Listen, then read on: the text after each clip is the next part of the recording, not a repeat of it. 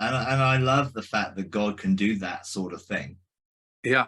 and completely blow people's expectations or understanding what he does and how he does it. Because he's not going to be put in a box, is he? You know, you can't contain him, and you can't. You know, he's full of surprises, and he'll do things the way he's going to do them, and that will be in many, many different ways, in diverse ways that we can celebrate and rejoice in, which I love doing. I love celebrating that type of thing, and God speaks to me often through movies and films and things I'm watching, and all of a sudden I feel God on it. I feel God is inspired through that director or through that actor or through what's being said or shown. And all of a sudden it's like God is, I feel it and sense it. Whether they did or didn't do, I don't know. But then you do get some that, you know, believers are actually imparting into their creativity.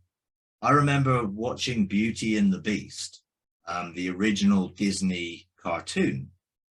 And when they came to the point where the last petals were falling from the rose, and then the transformation scene happened when the beast was received love and transformed into the prince, I was totally moved by that transformation. It was like, wow, that got me. I was in tears.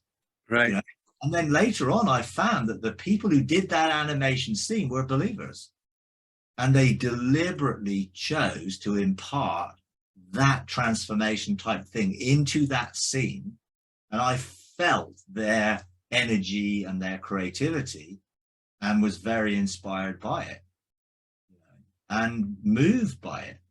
You know, the other night I was watching something and, you know, and I can't remember what it was exactly. All of a sudden I was in tears. And it was like, why was I crying? You know, and my friend turned and she looked and said, "You crying?" And I said, "Yeah, I'm crying." No, actually, it was Sister Act.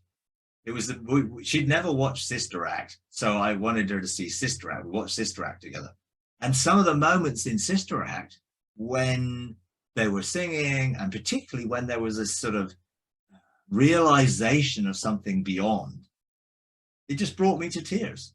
And I think God can use nature, creation, all sorts of different vehicles and avenues to bring us into that place where we feel and sense something. And, you know, that sort of thing with Paul McCartney is one of those special moments that for some, they would just feel something is happening. Yeah, what is going on? You know, because they sense it and they feel it and they can see God is at work in that moment in a way that a lot of people would just miss. And for some would be like, well, he's not a believer. Blah, blah, blah. And it's like, but God is not looking at what he's not. He's looking at who he is from his perspective. And the fact that he felt that, well, he was feeling part of the cloud of witnesses, effectively. Right. It's what he was feeling and sensing, you know, and actually that's there. They're around us. Why shouldn't we feel and sense them?